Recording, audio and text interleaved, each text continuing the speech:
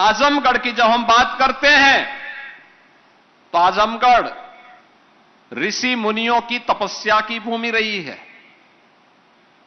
तत्व चिंतकों, विचारकों और देश के स्वाधीनता आंदोलन की भी एक महत्वपूर्ण भूमि के रूप में आजमगढ़ का अपना महत्व रहा है। याद करिए, वीर कुंवर सिंह ने भी इसी आजमगढ़ की धरती को अपने शौर्य के लोहे से तप्त करते हुए फिरंगियों को भागने के लिए मजबूर किया था। वह धरती आजमगढ़ की ही धरती है और ये हमारा सौभाग्य है।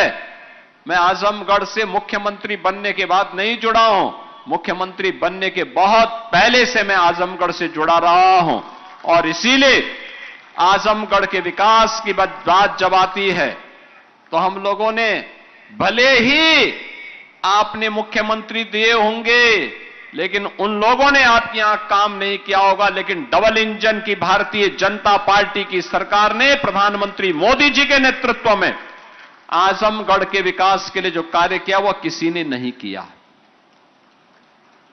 बहनों और भाइयों, मैं आजमगढ़ वासियों से यही पूछ रहा हूं कि जिन लोगों को आप चुनाव जिता करके भेजे हुए तो आजमगढ़ के लिए कुछ नहीं किए, लेकिन प्रधानमंत्री मोदी जी के नेतृत्व में, उनके मार्गदर्शन में आजमगढ़ के लिए कुछ करने का सौभाग्य किसी को प्राप्त हुआ है तो हमारी सरकार को प्राप्त हुआ है।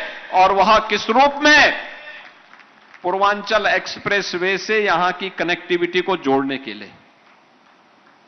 याद करिए, आजमगढ़ से पहले लखनऊ की दूरी हो या गोरखपुर की दूरी हो या वाराणसी की दूरी हो या प्रयागराज, ये सभी दूरी तय करने में पापड़ बेलने पड़ते थे।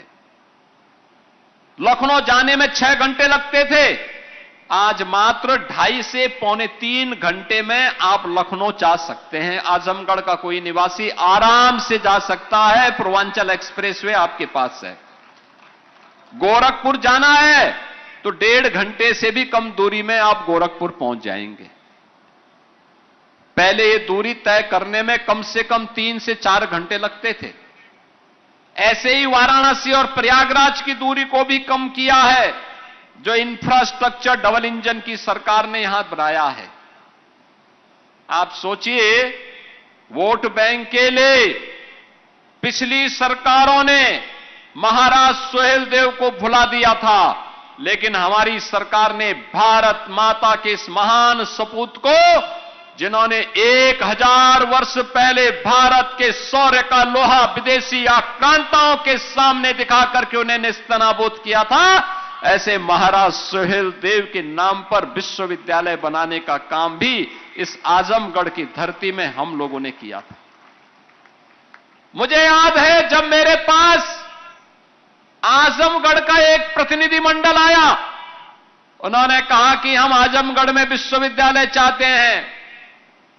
मैंने कहा विश्वविद्यालय तो हम देंगे, क्योंकि मेरी इच्छा है, अयोध्या सिंह हरिओज जी की पावन धरा है, राघव ने यहां पर भारत के साहित्यिक जगत को एक नई ऊंचाई दी थी और यहां पर विश्वविद्यालय तो बनना चाहिए, हम भी चाहते हैं, हम बनाएंगे भी। और बहनों भाइयों, हम लोगों ने बना दिया।